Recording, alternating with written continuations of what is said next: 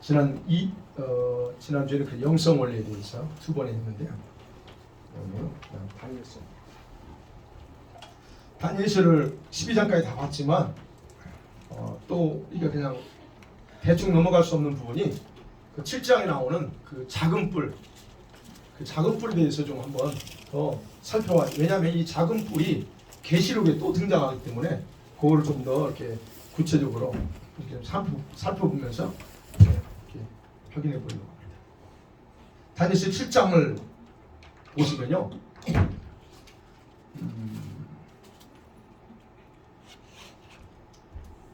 7장 9절에서 12절까지 한번 볼까요? 다 읽진 않고요. 같이 읽습니다. 시작. 내가 보니 왕자가 높이 놓이고 옛적부터 항상 계시니가 좌장하셨는데 그의 옷은 희기가 눈 같고 그의 머리털은 깨끗한 양의 털 같고 그의 보좌는 불꽃이요 그의 바퀴는 타오르는 불이며 불이 강철을 흘러 그의 앞에서 나오며 그를 섬기는 자는 천천히요 그 앞에 서서 선자는 만만이며 심판을 베푸는데 책들이 펴보였더라. 그때에 내가 작은 뿔이 나가는 큰 목소리로 말미암아 주목하여 보는 사이에 짐승이 죽임을 당하고 그의 시체가 상한 바 되어 타오르는 불에 던져졌으며 그 남은 짐승들은 그의 권세를 빼앗겼으나 그의 생명은 보존되어 정한 시기가 이르기를 기다리게 되었더라. 아멘. 예. 자, 오늘 다니엘서와 계시록에 나타난 이 작은 뿔 환상. 여러분, 이 작은 뿔은 갑자기 등장하지 않아요. 우리가 봤지만 갑자기 등장한 게 아니고 느부갓네살 왕의 꿈의 금신상에서부터 사실은 등장합니다. 거기서부터 시작돼요. 바벨론을 상징하는 게 뭐였죠? 여기 써놨습니다. 제가 더 쉽게 하려고. 바벨론을 상징하는 짐승이 뭐였습니까? 7장에서 사자 있어요. 그 다음에 페르시아는 곰입니다. 그죠? 그 다음에 헬라, 알렉산더는 표범이었고, 그 다음에 로마 제국은 열뿔을 가진 흉악한 짐승의 모습으로 이렇게 오늘 7장에도 또 다시 나옵니다. 근데 7장에서 중요한 것은 그 흉악한 열뿔 중에서 작은 뿔 하나가 딱 등장한다는 거예요. 요게 이제 핵심이에요. 요거. 이 핵심인데 보세요. 이 작은 뿔에 대해서 성경 말하면 무섭고 소름이 끼치는 존재로 얘기했습니다. 7절 8절이 그랬고요. 본 거 보면 그 다음에 19절 보면 이 열뿔 가진 짐승의 어떤 특징을 얘기합니다. 굉장히 무섭대요. 그 힘이 엄청나게 강합니다. 근데 그 이빨이 쇠로 되어 있어. 그래서 무엇이든 먹고 다 부숴버립니다. 근데 그 열뿔 중에서 갑자기 한 뿔이 쭉 머릿속에서 튀겨 나오는 겁니다.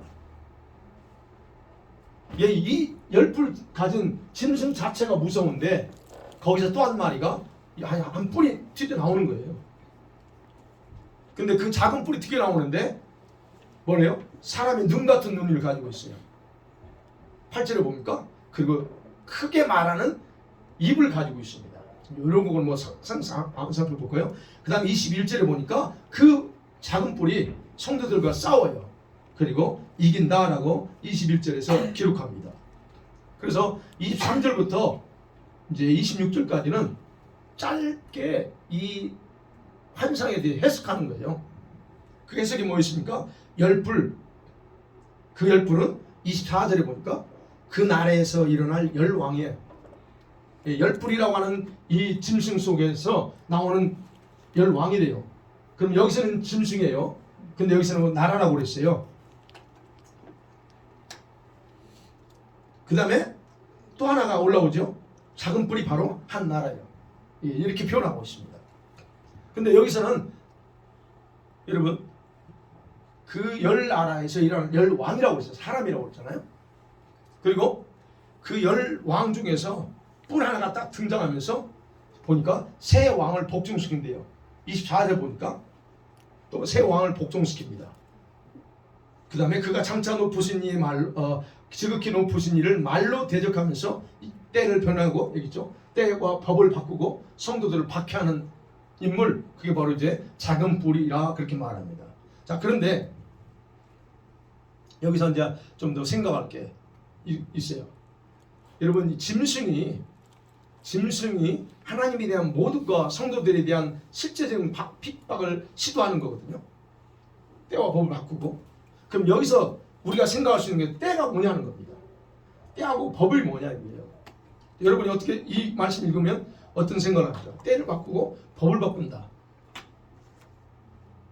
이 집사님, 이 말씀 읽을 때 어떤 걸 바꾸는 것 같아요? 때와 법을 바꾼다는 게 뭘 바꾼다고 생각하세요?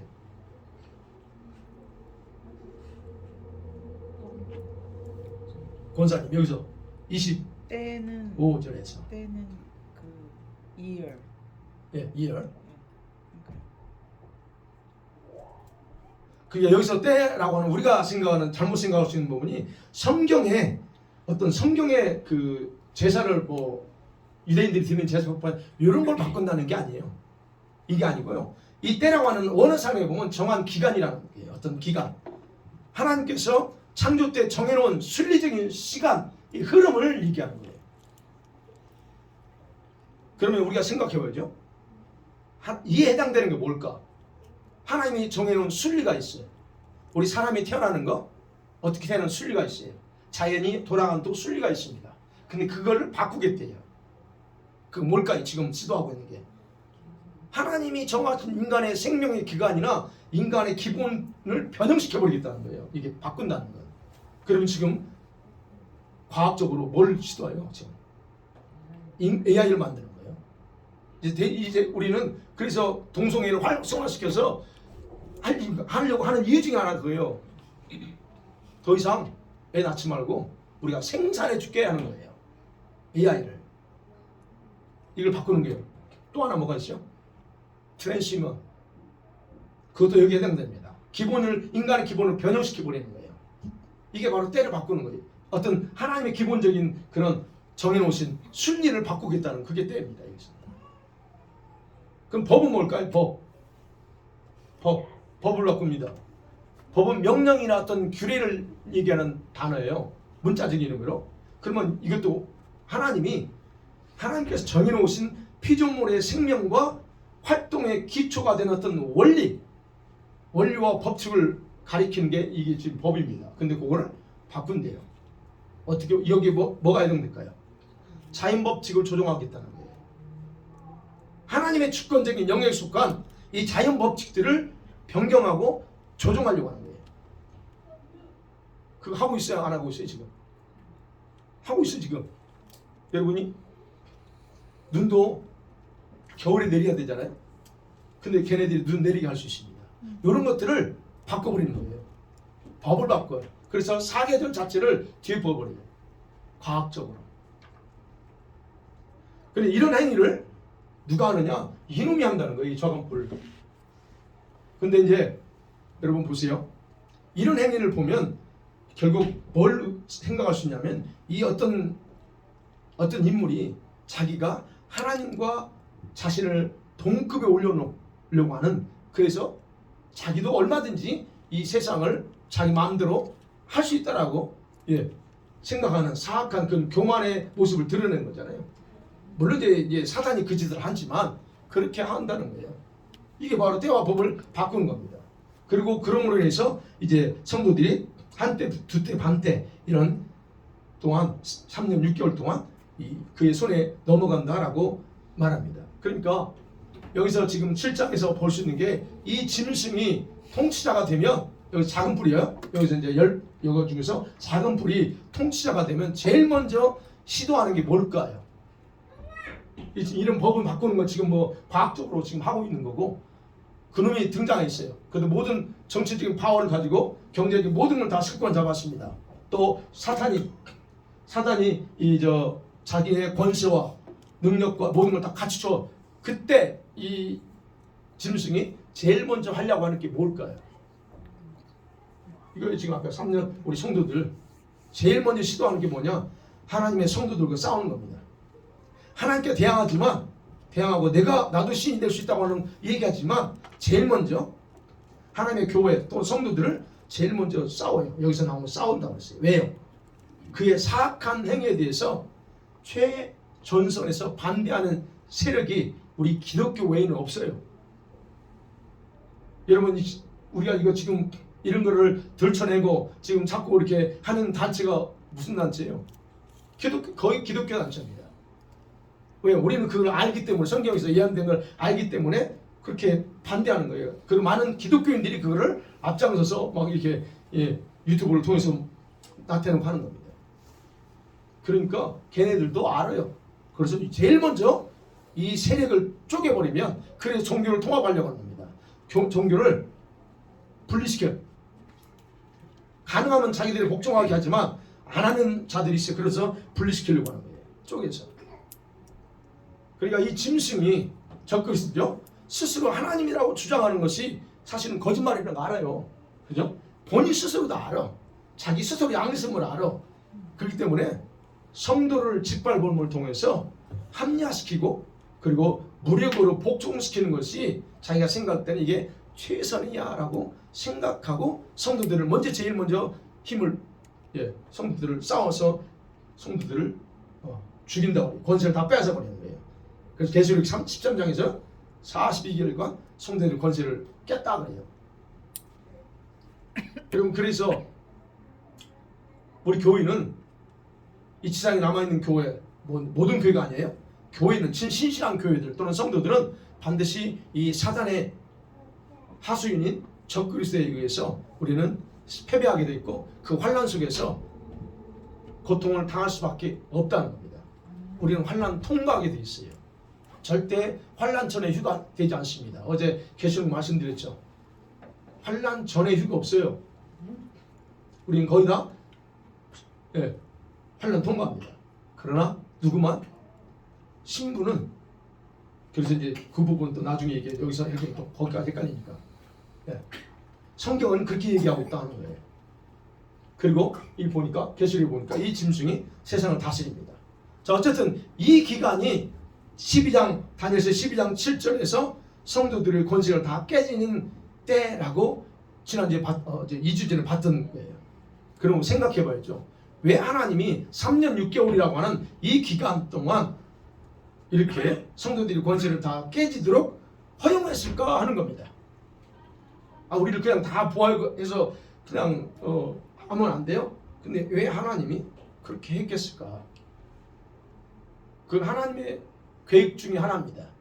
다른 게 없어요. 왜냐하면 계획 중에 하나인 이유는 우리 하나님의 택한 자들이 너무 악해, 완악해. 그래서 하나님이 그렇게 하는 수밖에 없어요.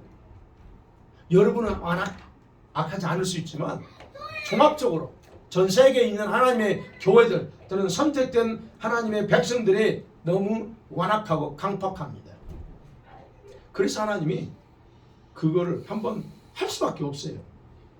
생각해 보세요. 환난당하는 건 행복하지는 않습니다. 저도 마찬가지고요. 어느 누가 행복하다고 그래요. 그렇지 않습니다. 그런데 이 방법을 선택할 수밖에 없었던 것은 그 완악함을 깨고 잠자는 영혼들을 진동시키기에 최적의 방법이에요. 그래서 여러분께 환난이 오면 어떻게 해요? 여러분이 정신 번쩍 들죠. 잘 나가다가 어떤 순간에 뻥 터집니다. 그러면 그때 돌아보죠. 내가 뭐 잘못했지? 돌아보게 돼 있어요. 그렇지 않으면 잘 나가고 있다고 생각해. 그죠? 하나님이 지금 우리 교회들, 지상에 있는 교회들을 볼 때 그래서 안타까운 거예요. 자기들은 다 잘하고 있다고 그래요. 그럼 우리도 느끼고 있잖아요. 그래서 하나님이 이 방법 외에는 없어. 그래서 바로 이 기간, 성도들이 권세가 다 깨지는 3년 6개월 이 기간 동안 선택된 백성은 깨어나고 정신 차리고 구원을 받는다는 얘기예요. 그게 우리를 위한 하나님의 계획이라는 거예요. 그래서 이제 이런 한 번 과정을 통과해야 돼요. 그게 이제 다니엘서에서 정확하게 기록이 있습니다. 그 다음에 7장에서 우리 다니엘 7장에 보면 작은 뿔이 등장하잖아요. 지금 우리가 봤던 거. 그 중에 중요한 구절 우리가 확인해야 될 게 11절과 12절이에요. 읽었죠? 그때 내가 작은 뿔이 말하는 큰 목소리로 말미암아 주목하여 보는 사이에 짐승이 죽임을 당하고 그랬습니다. 여기서 그 짐승이 누구냐는 겁니다. 이 짐승이 누구예요? 10뿔 가진 이 짐승, 흉악한 짐승이 죽어요. 이게 저 제국으로 따지면 누구라고 그랬어요? 로마예요. 로마 제국이 망합니다. 그 얘기는 그렇게 보셔야 돼요. 죽임을 당하고 그의 시체가 상한 바 되어 타오른 불에 던져졌습니다. 그런데 12절에 그 남은 짐승들은 그랬어요. 그 남은 짐승들은 그의 권세를 빼앗겼으나 그의 생명은 보존되어 정한 시기가 이르기를 기다리게 됐다라고 말합니다. 자, 10불 가진 짐승은 죽어서 불에 태워버렸습니다. 그런데 남은 짐승이 있어요. 그 남은 짐승이 누굴까요? 네? 그 남은 짐승이 바로 이거요. 아파스만 이게 넷째 짐승 앞에, 네 번째 짐승 앞에 있던 사자, 곰, 표범입니다. 이 세 짐승이 아직 안 죽었어요. 지금 이제 제국으로 보면 망했어요. 권사님, 제국으로 따지면 망했는데 여기서 7장에서 환상을 통해 보여주는 건 이 짐승들은 안 죽었어요. 요놈만 죽었어. 불타서 없어버립니다. 그런데 이 세 짐승은 여전히 살아있어요. 그래서 나오는 거예요. 여기서 그 남은 짐승은 권세를 빼앗겼어요. 이 요놈이 망함을 통해서 얘네들 권세가, 예, 권세를 다 이게 뭐랄까요, 권세를 행할 수 있는 상태가 안 됐어요. 그래서 빼앗겼지만 그럼 뭐래요? 그 생명만은 보존돼요. 생명은 보존돼 있어요. 자, 우리가 여기서 생각해야 될게요. 이 말은 무슨 말이냐면 이 환상에서 요게 불타 없었지만 요것만 나왔다는 거잖아요. 그러면 바벨론 나라, 페르시아와 헬라의 각국 제국들의 특성은 그대로 본존되어 있다는 얘기예요. 바벨론의 특성이 뭡니까? 그다음에 페르시아의 곰, 이 헬라의 포병의 이런 특성, 문화, 이게 그대로 살아있다는 얘기예요. 죽은 게 아니고 일정 기간 동안 보존됐대요. 여기 말씀대로 생명은 보존됐어요. 어떤 때까지, 정해진 때까지. 우리가 이걸 또 이해하려면 2장에, 다니엘서 2장에 금신상 환상 보잖아요. 꿈을 꾸잖아요. 거기서 보세요. 그 돌이 때렸을 때 동시에 다 파괴됐어요. 그 환상에서는 따로따로 머리부터 깨버리고 그 다음에 가슴 깬 게 아니고 발을 쳐버리니까 한꺼번에 싹 무너졌어요. 그 의미가 뭐예요? 발이야. 여기 열불. 요놈이 망해. 그렇지만 머리, 가슴, 여기는 살아있다는 얘기예요. 여기서도 그 얘기를 하는 거예요. 지금 열불 짐승 망했지만 요건 있다. 요거는 이거. 그러니까 이 생명이 보존돼서 정한 시기까지 간다고 하는 것은 이 각 나라의 제국의 특성은 작은 뿔이죠. 적그리스도의 활동 기간에도 그대로 나타날 거라고 하는 것을 의미하는 겁니다. 그것을 알 수 있는 게 바로 계시록 13장이에요. 자, 13장으로 갑니다. 이제 신약으로 넘어가요. 이게 지금 다니엘서를 계속 본 상태에서 이걸 들으면 좀 이해가 빠른데 지금 이제 그렇지 않은 분들은 이게 좀 그럴 수 있어요. 그렇지만 한번 들어보세요. 나중에 여러분들이 또 다시 들으면 더 이해가 쉽습니다. 13장 1절 2절 볼게요. 시작. 내가 보니 바다에서 한 짐승이 나오는데 뿔이 열이요 머리가 7이라 그 뿔에는 10왕관이 있고 그 머리들에는 신성모독하는 이름들이 있더라. 내가 본 짐승은 표범과 비슷하고 그 발은 곰과 같고 그 입은 사자의 같으니 용이 자기의 능력과 보좌와 권세를 주었더라. 여기 보세요. 여기 죽었습니다. 근데 계시록 13장에 나와요. 여기서 13장에 나옵니다. 한 짐승이 나옵니다. 그 짐승의 모습이 여기는 다니엘서는 10불만 나와요. 그죠? 10불만 나오는데 신약에 오니까 7머리가 또 있네. 짐승의 모습이 이제는 조금 더 확대돼 나와요. 7머리, 10풀. 근데 그 짐승이 모양이 어때요? 모양은 표범입니다. 헬라죠? 표범. 그 다음 발은 곰입니다. 지금 페르시아. 입은 사자요. 근데 거기에 이놈이 큰 권세와 능력과 보좌를 다 줍니다. 이게 바로 짐승이에요.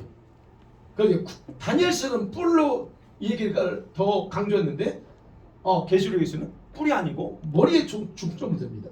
근데 그래서 다니엘서의 작은 뿔은 계시록을 통해서만 정확하게 이해가 돼요. 이것만 가지고 안 돼요. 왜요?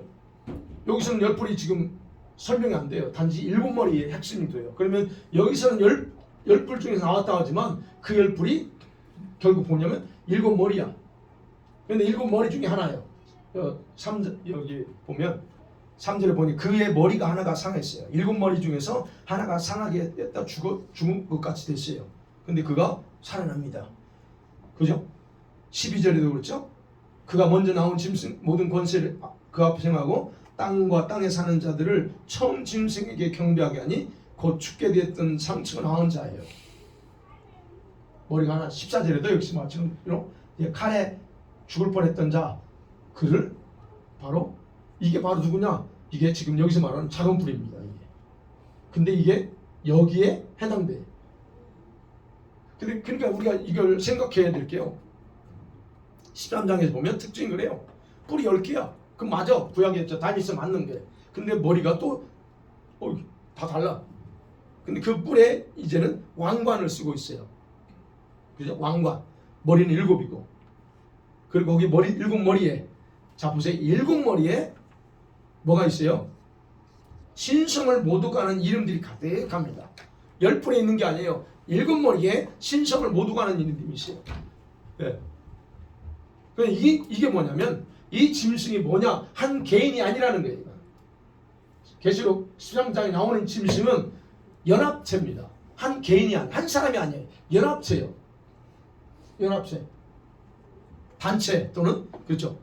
바로 이 연합된 조직을 사단이 이 단체에 큰 권세를 줘요. 정치적인 막강한 통제할 수 있는 능력을 이 연합체에게 제공해 준 겁니다.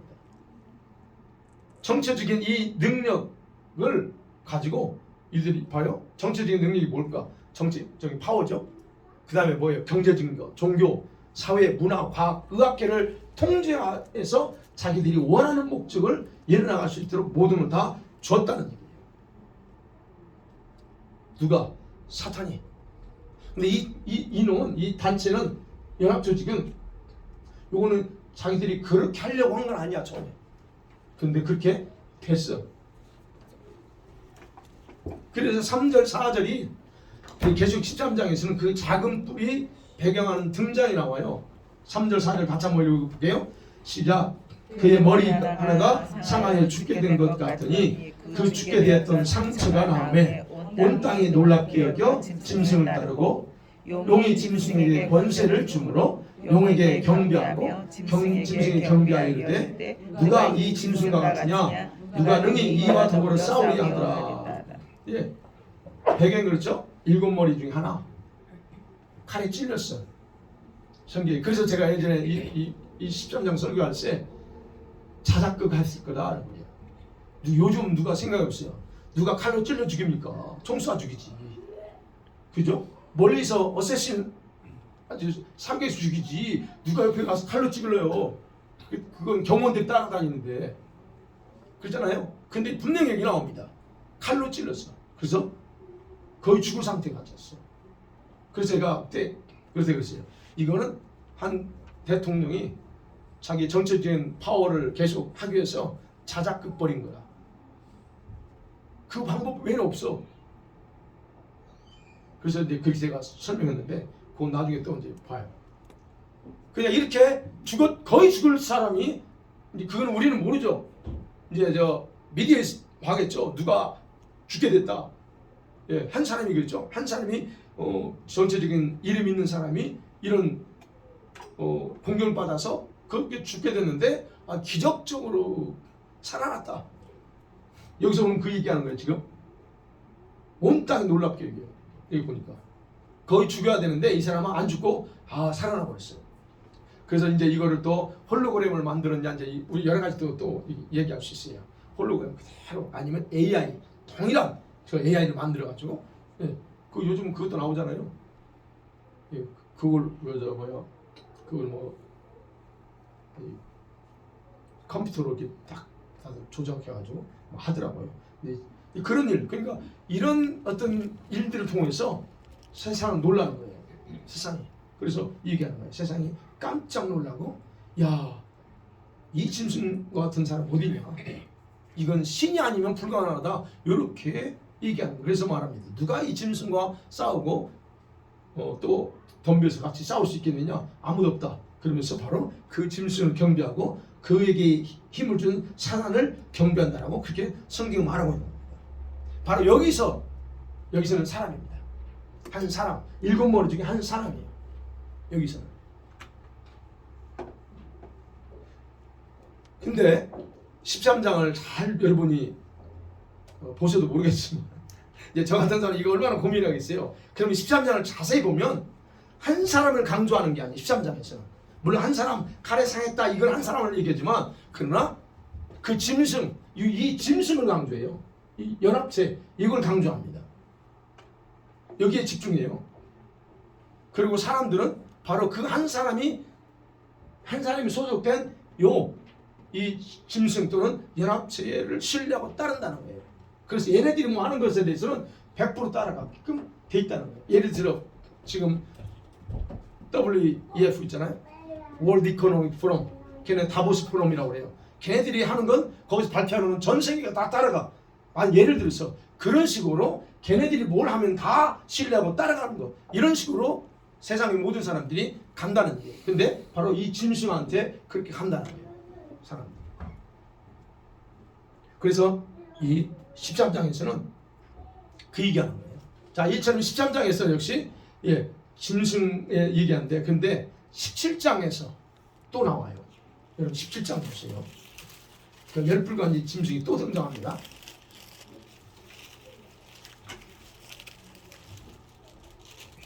왜 17장을 또 봐야 되냐면 17장에서는요. 작은 뿔, 다니엘의 작은 뿔에 대해서 좀 더 상세하게 설명을 해줘요. 그러니까 봐야 돼요. 여기서는 붉은 짐, 레드 드래곤이에요. 붉은 짐승의 모양으로 등장합니다. 그런데 이 짐승도 역시 10뿔을 가지고 있고 머리도 7이에요. 지금 13장은 똑같아요. 그러면 이 짐승은 분명히 13장 바다에서 등장한 짐승과 같아. 그런데 천사가 지금 요한에게 이 짐승의 비밀을 풀어줘요. 17장 7절에서 12절 같이 한번 볼까요? 시작. 천사가 이르되 왜 놀랍게 여기느냐? 내가 여자와 그가 탄 7머리와 10가지 짐승의 비밀을 내게 이르리라. 내가 본 짐승은 전에 있었다가 지금은 없으나 장차 무적행으로부터 올라와 멸망으로 들어갈지니 땅에 사는 자들로서 창세 이후로 그 이름이 생명책에 기록되지 못한 자들이 이전에 있었다가 지금은 없으나 장차 올라올 짐승을 보고 놀랍게 여기리라.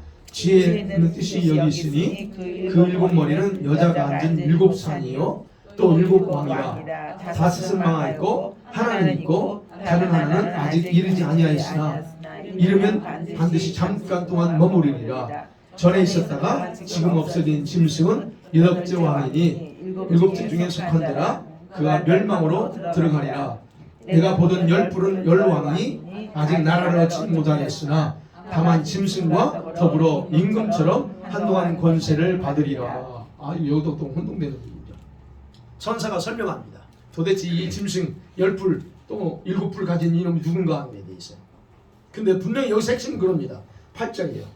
너가 본 짐승, 붉은 짐승, 이 짐승은 특징이 뭐예요? 8절. 너가 본 짐승은 전에 있었다가 지금은 없어. 그럽니다. 그런데 장차 다시 한번 등장해. 어디에서부터? 무정에서. 사단의 감옥이죠? 무정에서부터 등장한대요. 그리고 이놈이 등장했다가 어디로 가요? 다시 멸망으로 빠져 이렇게 멸망당한다고 얘기합니다. 그게 8절에서 이 짐승이 누군가에 대해서 우리가 작은 풀이죠. 정확하게 하네요. 근데 아까 13장에서 그랬잖아요. 이 짐승이 무정왕에 올라올 때 사람들이 그 짐승 보고 놀라. 여기죠. 18절에 보면 하반절에 보면 땅에 사는 자들로서 창세 이후로 그 이름이 생명책에 기록되지 못한 자들이 이전에 있었다가 지금은 없으나 장차 나올 그 짐승을 보고 너 어마어마하게 놀랬다, 기겁했다라고 얘기해요.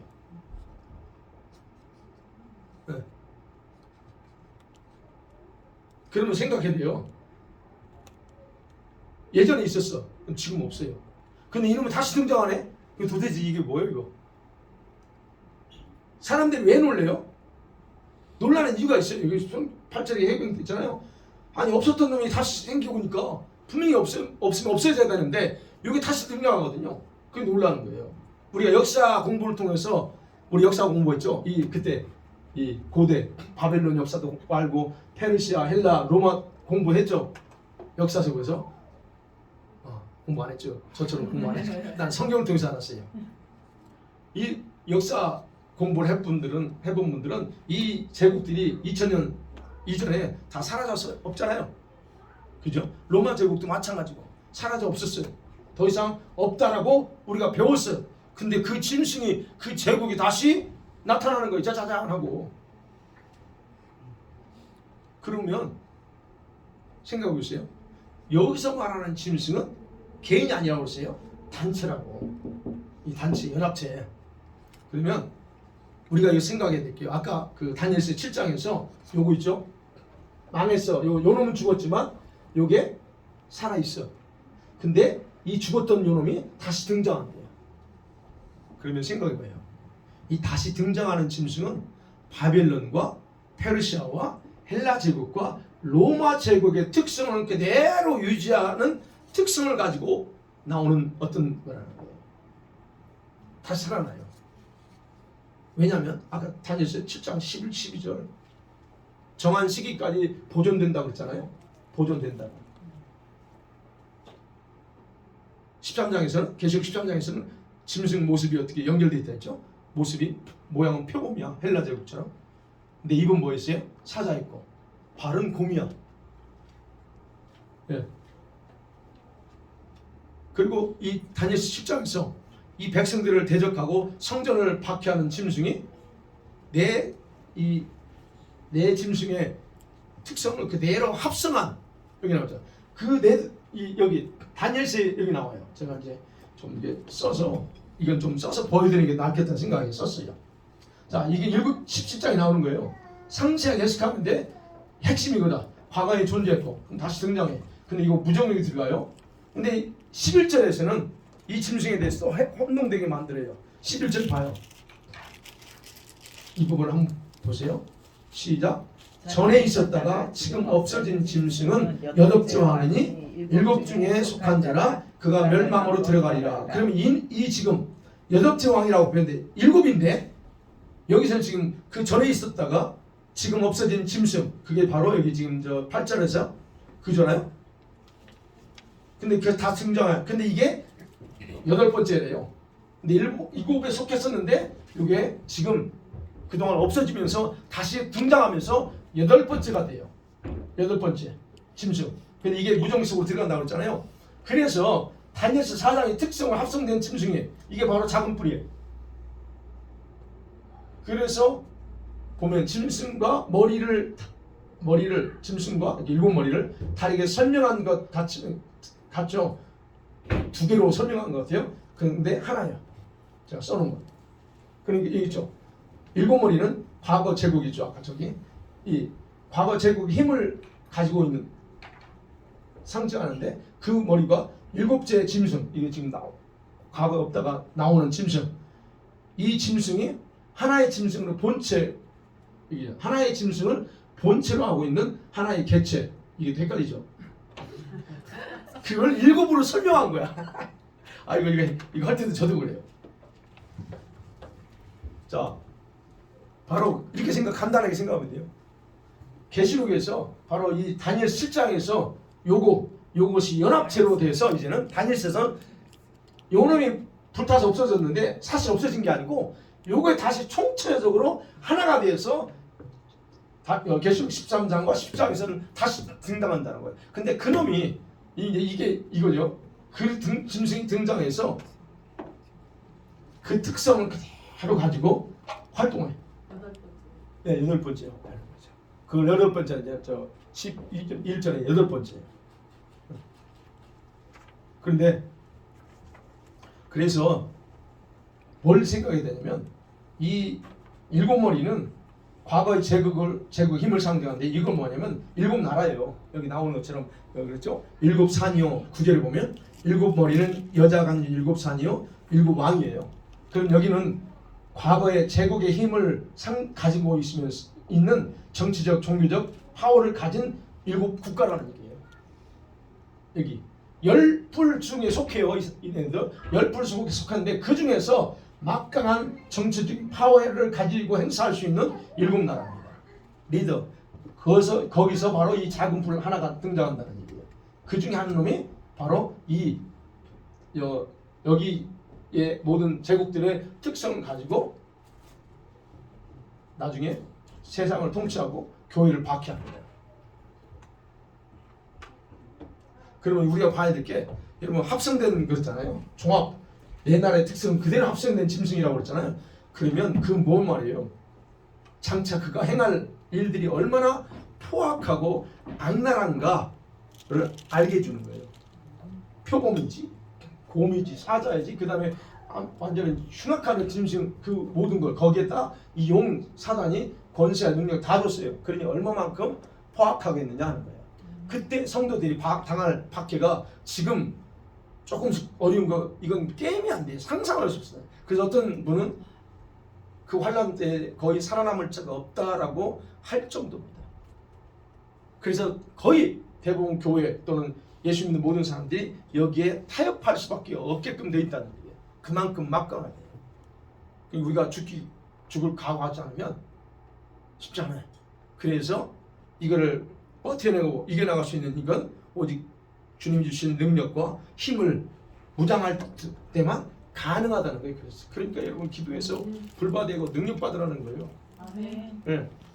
그 얘기하는 거예요. 근데 이제 감사한 거는 짧아. 3년 6개월. 영원히 가지 않아요. 3년 6개월입니다. 자, 그래서 여기서 이제 17장에서도 이 짐승이 여기서 말하는 이 일곱 불 가지고 일곱 머리 가진 이 짐승이 적그리스도 가지고 그 중에 작은 뿔에 등장한 몸통이라는 거예요. 이 몸통. 그래서 여기 써는 거예요. 지금 여덟 번째 짐승은 하나의 그 전에 여덟 번째 짐승이에요. 갑자기 머리로 했다가 갑자기 여덟 번째 짐승을 얘기해요. 그 짐승이 누구냐? 요놈이에요. 여기서 13장에 등장하는. 그러니까 그놈이에요. 둘인 것처럼 설명하지만 사실은 하나야. 근데 거기서 분리해서 설명하고 있다는 거예요. 그래서 하나의 짐승이면서 일곱으로 설명해. 그러니 헷갈려. 그 속에 있으니까 아주 헷갈려. 그러니까 우리가 유럽 공동체 하면 유럽 공동체를 우리가 감당하는 게 유럽 공동체 하면 되는데 그 속에서 다 상세하게 어느 나라 특징 얘기하고 거기서 한 나라가 등장하는데 설명할 때는 이 한 나라로 말하지 않고 유럽 공동체라고 이렇게 얘기하니까 이게 성경을 보면 그래서 혼란스러운 거예요. 그래서 여러분과 이제 여러분 성경 이 부분 좀 어려우니까 안 하셔도 돼요. 제가 생각하는 부분은 그 신성 로마 제국이에요. 한마디로 아까 말씀드렸죠. 다시 살아난다고. 다시 과거에 없었는데 다시 살아나. 그러면 이 과거 제국의 모든 특성을 가지고 태어날 제국이 있어요. 그게 신성 로마 제국입니다. 신성 로마 제국. 그러면 로마 제국은 망했지만 그 로마 제국은 살아나요. 그게 지금 여기서 과거에 있었는데 없어져. 근데 그거를 다시 태어나는 걸 보고 사람들이 기겁에 놀라요. 그럼 여러분 생각해봐야 돼요. 신성 로마 제국이 지금 있을까요? 없을까요? 신성 로마 제국. 내가 알기로 제가 그 연도를 잊어버렸어요. AD 800년경인가요? 신성 로마 제국이 쫄딱 나폴레옹이 활동한 때 언제죠? AD? 저도 몰라요. 잃어버렸어요. 나폴레옹에 의해서인가 이 신성 로마 제국이 그때 계속 유지했던 게 다 망했어요. 그런데 다시 신성 로마 제국이 부활했습니다. 누가 부활시켰을까요? 우선적으로 기억하셔야 될 건 이 로마 제국 그때 당시에 이 예수님 당시에 로마 제국의 영역이 어디예요? 지금은 다 유럽이에요. 로마를 중심으로 해서 이쪽 유럽 쪽에. 그래 거기 나라가 지금은 각각 나눠졌잖아요. 그러면 지금 우리가 유럽 이유를 주시해 봐야 될 게 뭐냐면 지금은 27개 나라예요. 브렉시트 됐기 때문에 27개 나라예요.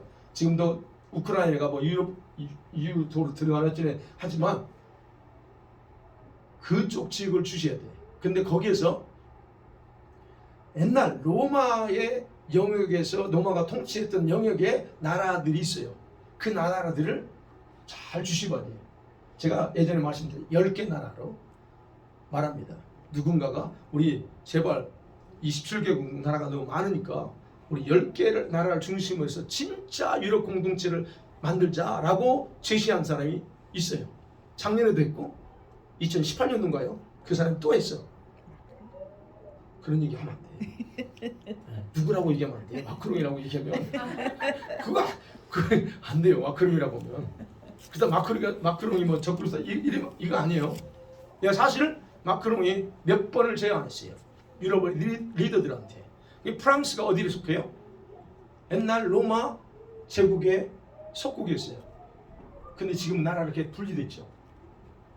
그러니까 지금 그 말은 무슨 말이냐면 신성 로마 제국은 이미 다시 탄생했어요.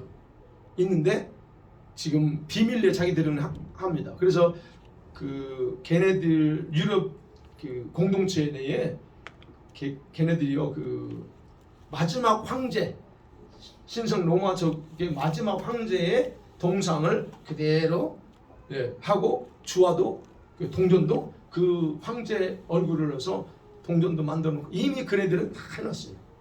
그러면 이런 부분을 생각해요. 지금은 우리가 그거를 잘 모르지만 그런 없어졌던 나라가 지금도 계속 있고 걔네들이 등장해.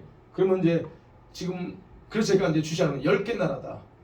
근데 그 10개 나라를 있어요. 제가 예전에 한번 게시로 설교할 때 써줬죠. 그 나라. 근데 거기에서 잘 보셔야 될 게 정치적인 막강한 현재 파워를 가진 7나라가 있어요. 그게 제가 아까 보는 지금 이거 머리 7머리예요. 과거의 제국 힘을 가지고 있어요. 근데 이 나라들이 거의 다 무슨 나라일까요? 무슨 종교가 뭘까? 캐톨릭이라고 이러면 안 된다니까. 로만 캐톨릭이에요. 로만 캐톨릭의 국가들이에요. 예. 이거 나오죠. 예. 로만 캐톨릭의 국가들이에요. 그래 지금은 아직 이제 정확하게 안 나타납니다. 어찌됐든 그래서 우리가 구체적으로 이제 드러날 때가 있어요. 그리고 또 그것에 대해서 지금은 많은 분들이 이게 우리 계시록이나 다니엘서를 보는 분들은 조금 이제 그것에 대해서 그 신성 로마 제국 그것에 대해서 주시하고 있고 저도 그런 면에서 제가 좀 예민하게 제가 지금 보고 있는 건데 어쨌든 그런 일들이 여기 이게다. 그게 단체라는 거였어요. 단체.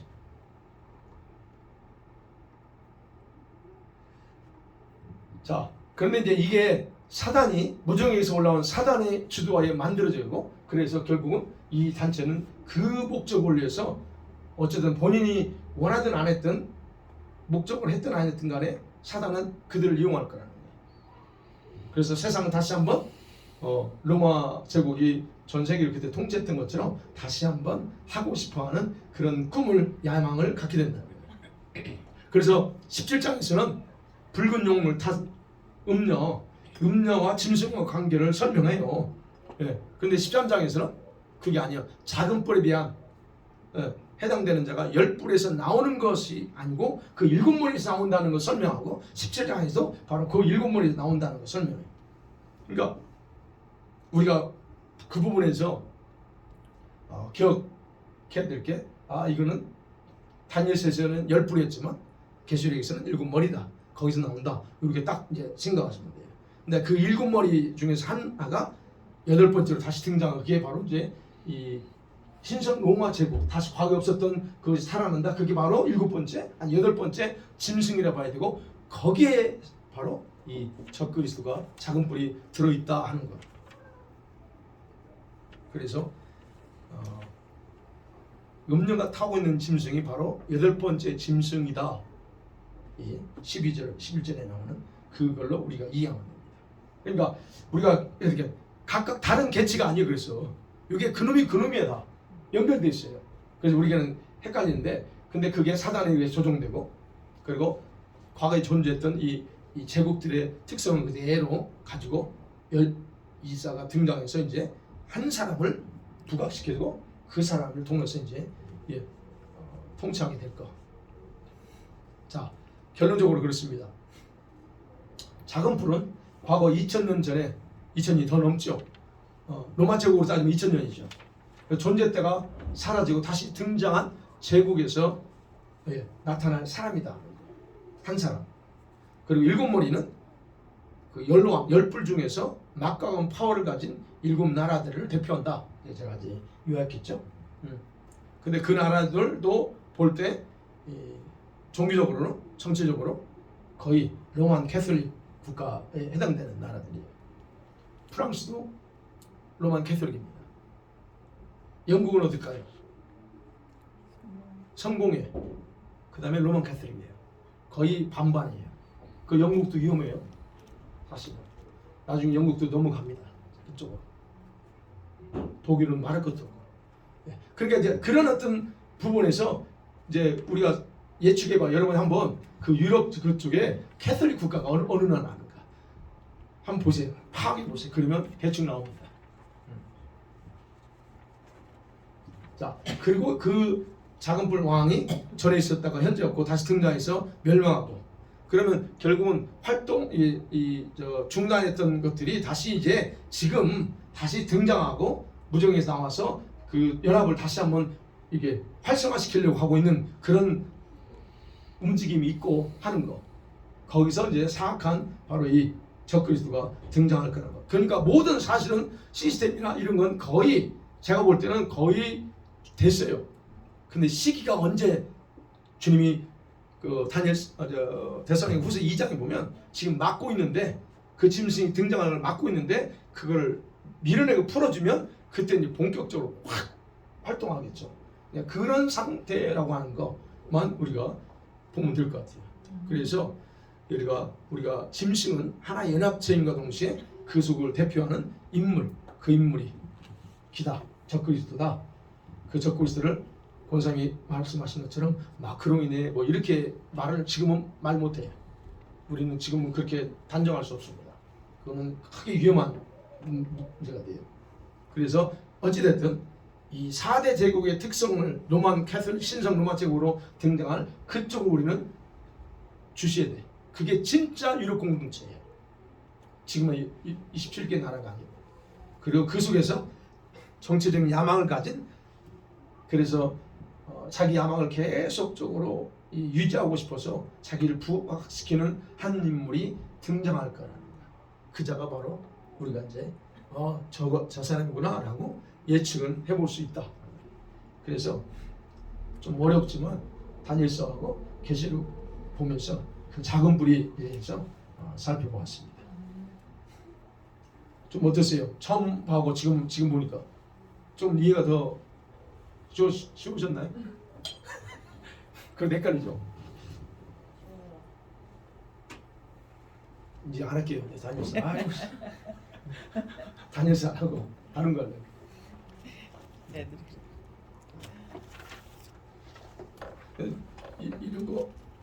이런 거 연구하는 저는 재밌어요. 근데 이제 머리가 아프지만